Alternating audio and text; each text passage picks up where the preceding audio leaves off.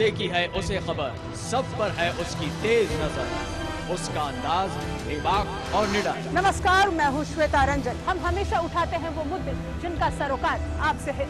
सोमवार रात 9:30 बजे आपका नेता, नेताओं से होगी चर्चा आमने सामने उन्हीं के दरबार में। गुरुवार रात 9:30 बजे वॉचडॉग, समाज की आड़ में छुपे हुए अपराधों के खुलेंगे राज। शुक्रवार रात 10 बजे सरेआम गुनाहों का होगा खुलासा, सरेआम। देश के बिगड़ते हालात को एक चुनौती, श्वेता रंजन।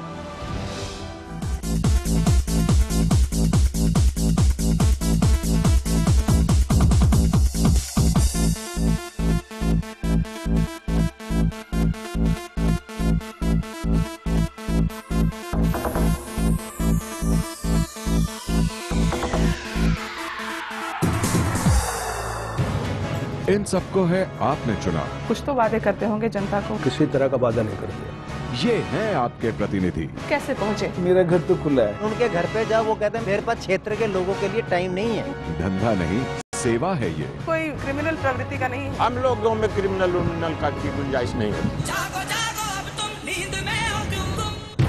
कहलाते हैं ये मैं आपका नेता, हर सोमवार रात 9:30 बजे जनमत पर। राजनीति के लिए जरूरी है कि जनता से जमीनी जुड़ाव हो और उसके लिए समाज सेवा का चोला पहनना बेहद महत्वपूर्ण हो जाता है।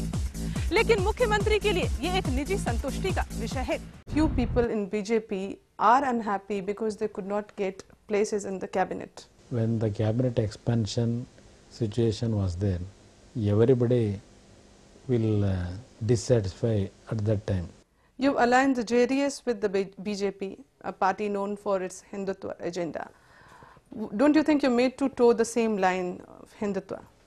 I have requested them not to precipitate about Hindutva things in our state. बदहाल कृषि व्यवस्था और पूंजीवादी मेहनत कश किसानों की जमीनें निगलते जा रहे हैं। किसने आपको कहा? बादल के टाइम में सुसाइड्स रेगुलर थी किसानों में, आज कोई किसान नहीं सुसाइड कर रहा। शिवराज सिंह चौहान को विरोध की परवाह किए बगैर सूबे का निजाम घोषित कर दिया गया। बीजेपी एक स्टेबल गवर्नमेंट नहीं दे पा रही है मध्य प्रदेश में। मैं अपने काम में लगा। जिसने इंसाफ की लड़ाई को भविष्य के रूप में चुना और तकदीर ने जिसे सियासत के मुकाम तक पहुंचाया, वो है चांदनी चौक संसदीय क्षेत्र के सांसद कपिल सिब्बल। जीतता वही है जो अपनी पार्टी का स्ट्रॉन्ग होल्ड लेकर आता है। हाँ, पार्टी का तो बहुत अहम रोल होता है, ये मैं मानता हूँ, लेकिन व्यक्तिगत तौर पे भी लोगों का वो रोल रहता है। आप चुनाव हार क्यों गए? बेशक हमने जीता नहीं, लेकिन फिर किसने जीता? इस बार हमने चुना ग्लैमर की दुनिया से संसद तक पहुंचे गोविंदा को, मगर हमें हीरो नंबर 1 का जो चेहरा देखने को मिला उसकी उम्मीद नहीं की जा सकती थी। अंडरवर्ल्ड की दुनिया से कैसे जुड़ गए अरुण गवली, गुनाहों की दुनिया में उनकी दस्तक और फिर सियासत के रास्ते साधारण जिंदगी में उनकी वापसी। दाऊद इब्राहिम ये हमारे बाजू के एरिया में रहते थे, वो लोग एक गलत कारोबार करते थे। हमारा भाई था, वो पेश रिपोर्टिंग नया करता था, उसका वो लोग ने मर्डर कर दिया। तो उनके खिलाफ हम लोग ने जो आवाज़ उठाई, कानूनी तौर के ऊपर उठाए। महसूस करते हैं यासिन मलिक के बारे में कि काफी इगोइस्ट है। I simply consider myself a romantic revolutionary person. आपका नेता में आज बस इतना ही, फिर मिलेंगे, नमस्कार। बढ़ रहा है अजीब सा मानसिक तनाव, लोग मर रहे हैं, कभी दारू कभी नशा, इंसान आतंक में फंसा, कभी काशी वृद्ध आश्रम के पीड़ित तो कभी आर्मी कैंट के सिपाहियों की खुदकुशी। डर, कहर, आतंक है आज के युग के परिवर्तन के नाम। सामाजिक गुनाह दस्तक दे रहा है, सरकार को जगाना है। वॉचडॉग, एक नजर कलयुग पर। वॉचडॉग गुरुवार रात 9:30 बजे जनमत पर। नमस्कार, वॉचडॉग में आपका स्वागत है। मैं हूं श्वेता रंजन। चेहरे पर आंसुओं ने लिखी इतनी कहानियां, आईना देखने का मुझे हौसला नहीं। उनकी लबों को मुस्कुराने की इजाजत नहीं और उनकी आंखें हैं सिर्फ आंसुओं को पनाह देने के लिए। नियति ने उनका सुहाग छीना तो अपनों ने ही उन्हें बेगाना साबित कर दिया।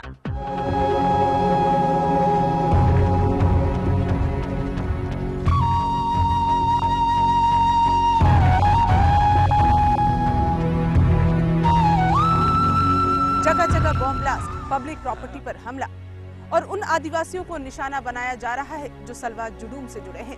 आतंक फैलाने के लिए नक्सलियों ने छत्तीसगढ़ की सरजमी पर बारूद के ढेर बिछा दिए हैं। वॉचडॉग की टीम का सामना भी इस आतंक से एक धमाके से हुआ।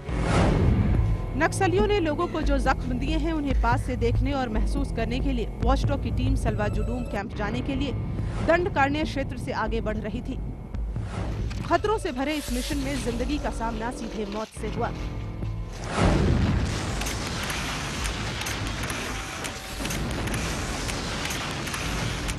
खुशनसीबी ये रही कि इससे भी बड़ी नक्सली वारदात को सीआरपीएफ के जवानों ने मौके पर पहुंचकर नाकाम कर दिया।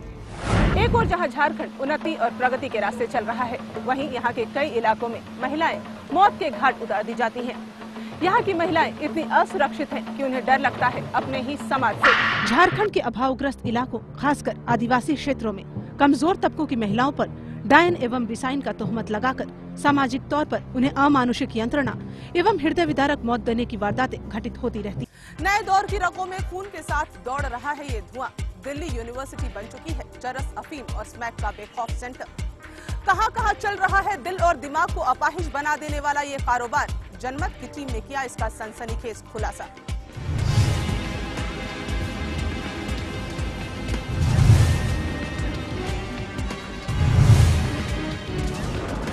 घर, स्कूल या होटल, हर जगह है एमएमएस का खतरा। शैतानी दिमाग के जुनून ने तमाम लड़कियों के एमएमएस पहुंचा दिए हैं बाजारों तक, यानी देश की राजधानी दिल्ली बन चुकी है एमएमएस की मंडी।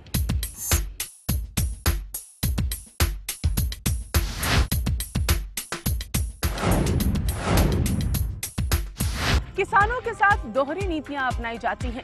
सरकार कपास के बेहतर बीज खरीदने की हिदायत तो देती है, लेकिन बाजारवाद की दौड़ में कुचल जाते हैं किसानों के अरमान। कृषि अधिकारी और नीति निर्धारक सब कुछ जानते हैं, फिर किसानों के साथ ऐसी बेरुखी क्यों? आज से 20 साल पहले सोने के भाव वाला कपास अब 1800 रुपए प्रति क्विंटल हो गया है।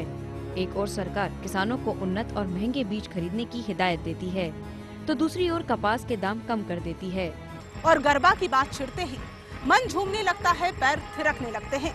लेकिन डांडिया की आड़ में ही कुछ ऐसा भी हो रहा है जिसे किसी भी कीमत पर नकारा नहीं जा सकता।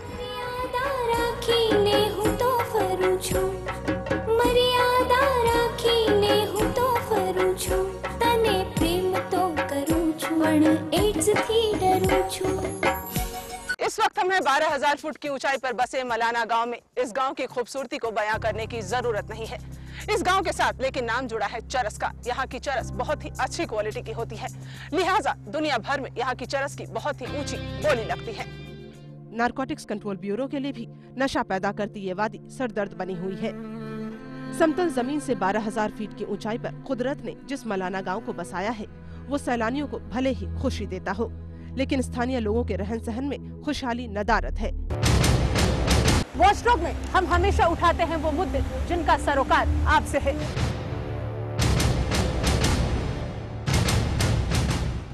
साल 2002 न्यूयॉर्क की मेट्रोपॉलिटन लाइफ इंश्योरेंस कंपनी में उस वक्त खलबली का माहौल पैदा हो गया, जब एक इंश्योर्ड व्यक्ति की मौत के बाद 2 लोगों ने दावेदारी पेश की। जुलाई 2002 दिल्ली के तिलक नगर इलाके में सरेआम एक एनआरआई की हत्या से सनसनी फैल गई। मृतक का नाम होशियार सिंह था। अगले हफ्ते हम फिर मिलेंगे आपसे एक नए मुद्दे के साथ। तब तक के लिए नमस्कार।